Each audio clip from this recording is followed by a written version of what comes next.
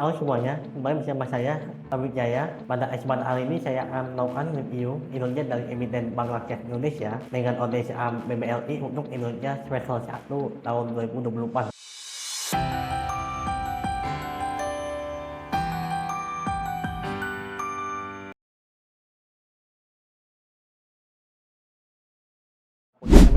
BBLI per 30 Juli 2024, kalau distribusi masih mendominasi pembelian BBLI di ruang pemerintah sebagai pengendali yang sebesar 72,74%, 34,05% dari 46,82%. Lalu disusul oleh investor individu lokal yang sebesar 8,5% atau 3,98% dari 46,82%. Persentase pembelian investor individu lokal mengalami penurunan dibandingkan dengan bulan sebelumnya pada 30 Juli tahun 2024 yang sebesar 8,6% di luar pengendali. Dari prinsip atau posisi keuangannya pada 30 Juli 2024, total penyaluran kredit BBLI sebesar 1.336 triliun rupiah dengan segmen mikro itu masih yang paling besar komposisinya, yakni sebesar 47,6% atau senilai 623 triliun rupiah. Lalu disusul oleh segmen usaha kecil atau small dengan komposisi sebesar 17,9% atau senilai 232,2 triliun rupiah. Yang perlu digarisbawahi menjadi penurunan penyaluran kredit yang dilakukan oleh BBLI segmen usaha kecil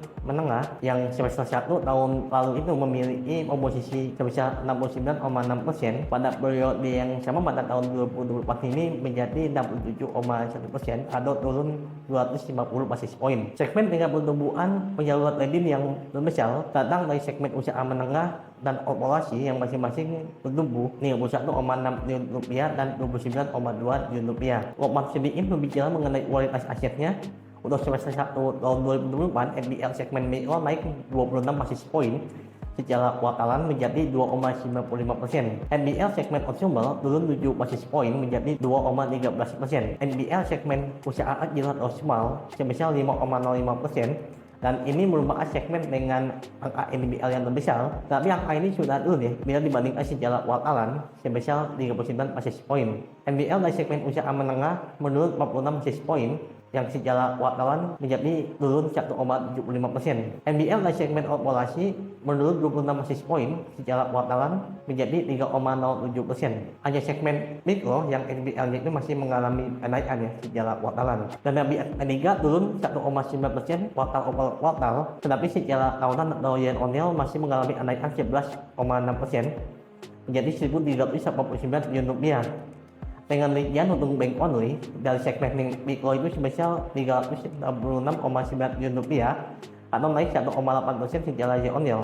Dari segmen retail sebesar 59,6 triliun rupiah atau bertumbuh 9,4% secara year on year. Dari segmen wholesale sebesar 508 triliun rupiah yang merupakan segmen pertumbuhan tertinggi sebesar 22,6% secara year on year. Jasa atau dana murah naik 0,5% kuartal over kuartal dan 7,7% secara year on year menjadi sebesar 877 bilion rupiah. Rasio jasa pada semester 1 tahun 2024 menjadi sebesar 61,7%, turun 260 basis poin bila dibandingkan pada 31 Desember 2023. Rasio indo upah total atau emiten equity ratio sebesar 25,13% atau meningkat 116 basis poin secara kuartalan dengan trial 1 itu sebesar 24,02%, meningkat 116 basis poin. Angka ini di atas batas penerapan Basel III bila diimplementasikan semua yang sebesar 17,5%. Meskipun BBLI tetap pembagian dividen payout ratio yang tidak besar, yakni sebesar 80%. Dari laporan laba ruginya,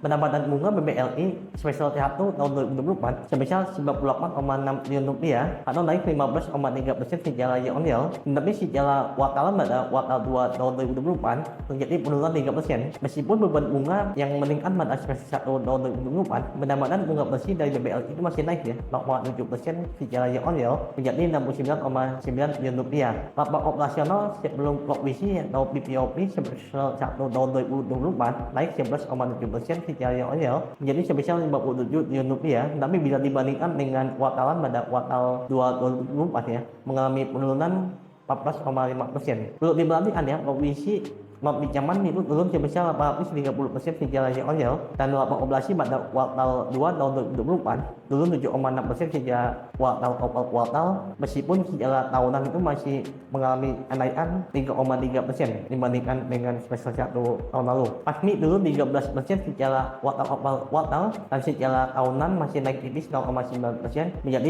13,86 triliun rupiah. Yang perlu diperhatikan bahwa laba yang berasal dari luar operasional BBLI itu mengalami kenaikan 160,2% secara year-on-year dibandingkan dengan capaian pada tahun lalu. Dan interest margin atau NIM BBLI pada semester 1 tahun 2024 ini mengalami penurunan 40 basis point baik yang konsolidasi maupun bank only. Laba dari anak perusahaan BBLI berkontribusi 14,7% terhadap laba konsolidasi BBLI yang dinominasi oleh Pegadaian sebesar 66,1% atau sebesar 2,92 triliun rupiah pada semester 1 tahun 2024. Angka ini naik 37,09% secara year-on-year. Setelah Pegadaian, anak usaha BBLI yang menyumbang laba terbesar itu disusul oleh BNM yang berkontribusi sebesar 14,9% atau sebesar 831 miliar rupiah atau naik 21% secara year-on-year. Dari segi total asetnya, Pegadaian dan BNM juga merupakan anak perusahaan BLI dengan aset yang terbesar yang masing-masing sebesar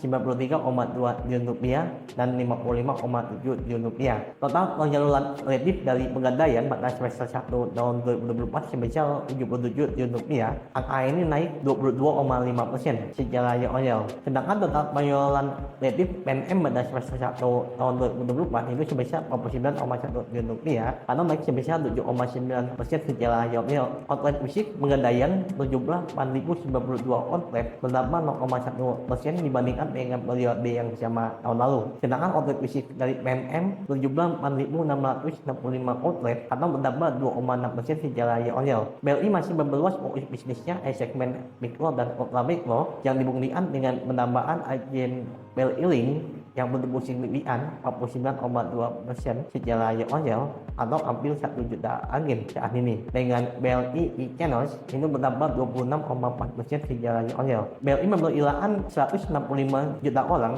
berada di segmen mikro dengan jumlah peminjam itu lebih dari 36,1 juta orang. Total usaha ultra mikro itu sebanyak 53 juta dan 44 juta diantaranya sudah mendapatkan pinjaman yang formal. Guidance atau target dari BBLI sendiri untuk penumpukan penyaluran kredit itu naik 10-12% pada tahun 2024 dengan capaian aktualnya itu hingga semester 1 tahun 2024 sebesar 11,2% yang artinya masih dalam rentang target. Target net interest margin sendiri sebesar 7,6 hingga 8% yang aktualnya itu sebesar 7,64%. Angka ini menurun bila dibandingkan dengan aktual tahun 2023. Biaya kredit guidance-nya itu maksimal 3% tapi aktualnya itu masih tinggi ya, yang ini sebesar 3,48% dan hal ini menjadi PR sendiri bagi BBLI karena hal ini berkaitan dengan pencadangan kerugian nilai dan juga penghapusan pinjaman yang tertagih atau write off. NPL targetnya dapat